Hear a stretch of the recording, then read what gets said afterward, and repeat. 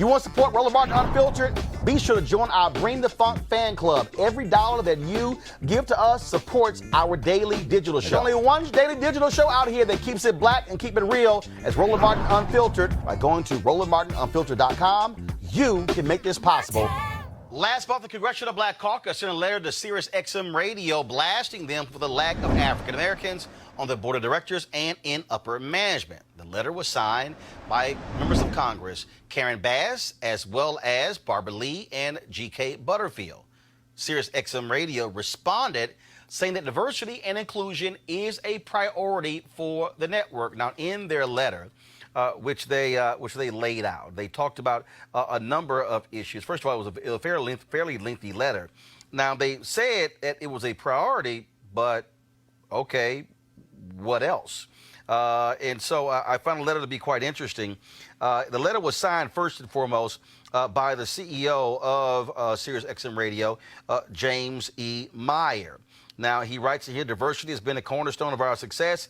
We benefit every day from diverse perspectives. Over our 20-year history, we've created thousands of jobs for people of every race, color, nationality, and sexual orientation, and have invested hundreds of millions of dollars in communities and neighborhoods of color, including Oakland, California, Pandora's headquarters, Washington, D.C., XM's headquarters, in Atlanta, Georgia, our newest Pandora flagship office. Now, again, in this particular letter, they also talked that they have adopted the Rooney Rule.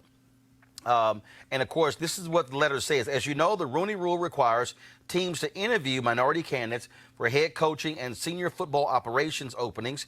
This policy is plainly and prominently stated in our public filings with the Securities and Exchange Commission.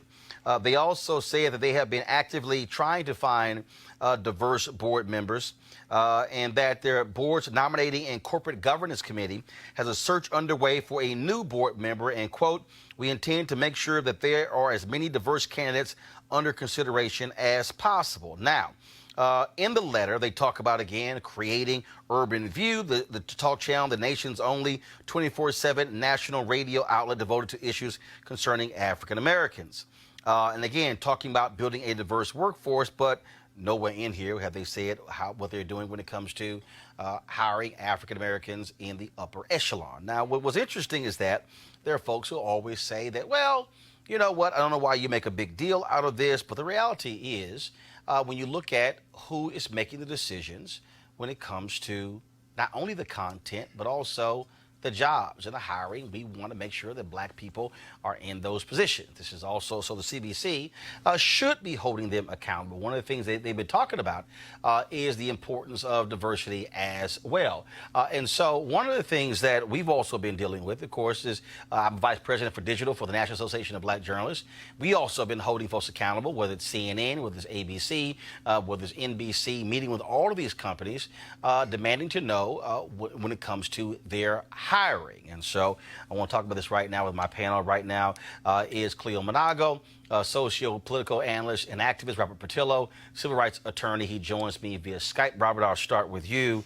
The CBC is using their clout, now the Democrats control the House, to call these companies out. They have created, Congresswoman Maxine Waters has created a subcommittee dealing with the issue of diversity, holding these publicly traded companies accountable and these corporations for issues of diversity. To me, and I'll go back to Maynard Jackson. He had the 3 Bs, the ballot, the book, and the buck.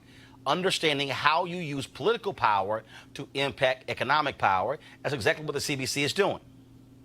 Absolutely, and the CBC is serving one of their crucial roles, which is the role of oversight over these corporations. They use the public airways. They use our satellite system. They use infrastructure paid for by all taxpayers, and because of that, they need to be held to the same standard as other companies, ensuring minority inclusion and diversity. It's not enough to have a hip-hop station. It's not enough to have a talk station. We want to see who's on your board of directors, who's in your upper management, what is your pipeline issues, how are you reaching out to black colleges and high schools to ensure that you do create a situation where leadership in the future is more reflective of the audience and not simply old white guys sitting around making money off of black music, which is how things have been for the last century and a half. Let's move the ball forward. The CBC is doing exactly what they should be doing. Cleo, this is about, again, how you use power and to effect change. And so the CBC should be doing this. Yeah, I'm excited about this. As I said when we talked about this before, this is revolutionary. It might not be apparent to a lot of people that it's revolutionary because we haven't had this conversation before, and people have been accepting the lack of diversity in the background, or they assume because Don Lemon or whoever is on TV that everything is taken care of in the background, that there's black folks in charge. We really don't realize that they're just talent.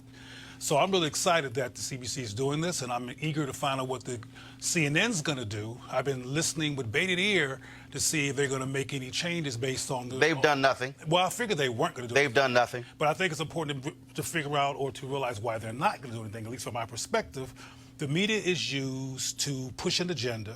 It's used to create thought, group thought, national thought, citizen thought, and it's used to make people think a certain way. And white people benefit from those campaigns, so they're not willing to give up what they've used to control us. I mean, you might have seen the heightened of disproportionate interracial couples that are outnumbering black-on-black couples in the press. There's an agenda there from my perspective.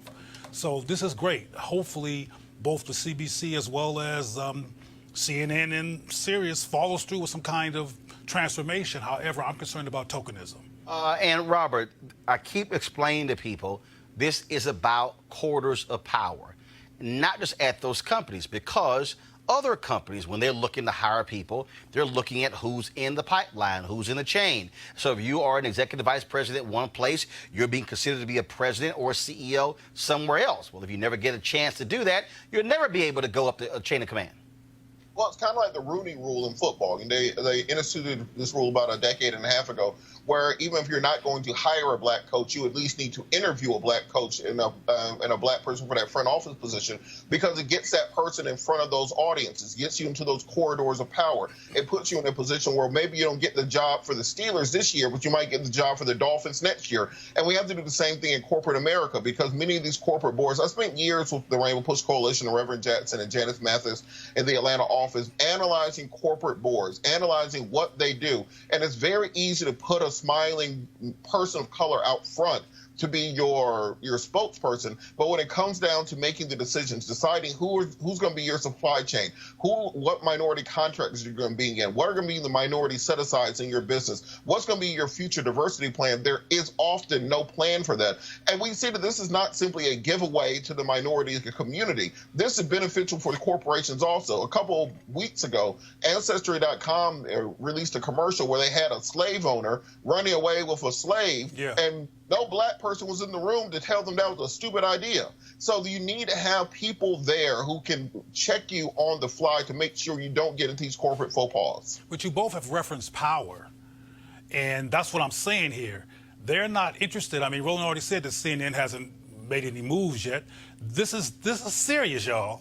We're talking about power over people's thoughts in this country, and the way they have been controlling the media has been very advantageous to white people and white folks in power. So they're not going to just simply move on with trying to change things based on these demands. Let's be real clear about this. And power is an essential word, and I don't think they want to give it up, including that Sirius. I mean, they just said all this about all these representation they have, but like Roland keeps saying, when it comes to the power moves, there's nobody black home. Well, no, the companies don't. I mean, the bottom line is they don't want to give up power, but this is where Frederick Douglass said power concedes nothing without a demand, never have, never will.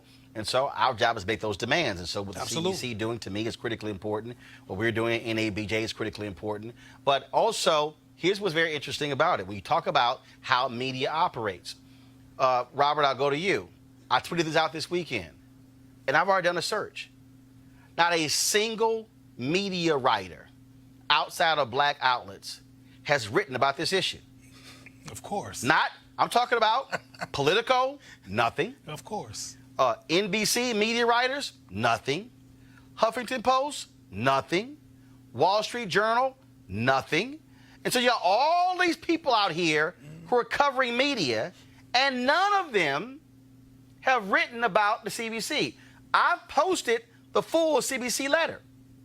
Nothing. Nothing at all. And that's also part of the deal. This is also why media does not like when others call them out. And so these media writers are doing the bidding of these companies, and that's the game they're playing. Just like I tweeted Howard Kurtz and said, how is it that Howard Kurtz has said nothing? He has a media show on Fox News. Brian Stetler has a media show on CNN. They've said nothing about what the CBC is demanding from Sirius, and they have said nothing about NABJ calling out CNN. Media, white folks in media, protecting white folks in media, Robert. Well, one thing we have to understand about the democratization of information and media is that we don't have to stand by the legacy media and wait for them to report on things. We're no longer waiting on Walter Cronkite or Dan Rather. We can put our information out through your show, through our own outlets. This is why it's crucially important for us to control our own narrative, to control our own ability to get messaging out there. And on this idea of when will CNN do something, CNN's ratings are already below Swamp People on the History Channel in prime time. So if they haven't figured out yet they need to make changes, they need to listen to minority voices, then maybe that is what will finally get through their heads when they start hemorrhaging viewership as they currently are. Well, it's true that we should have independent black media. I support it.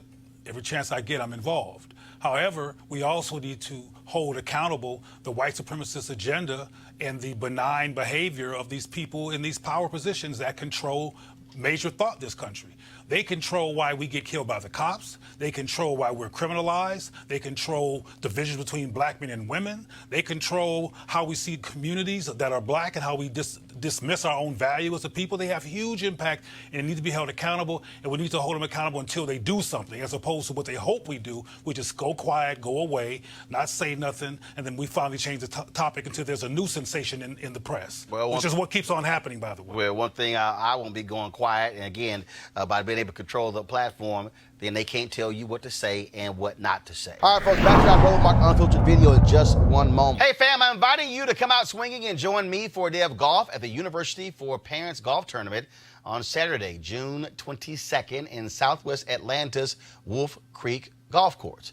It's a golf tournament with a purpose, a fundraiser for the University for Parents, a program designed to empower parent learners through education, inspiration, and support. And when you empower the parents, you empower the children too. The location of the tournament is 3000 Union Road, and the shotgun start time is 9 a.m. To register, please go to www.u4parents.org. For more information, be sure to call 770-316-3487. I hope to see you there. Now back to your Roland Martin Unfiltered video.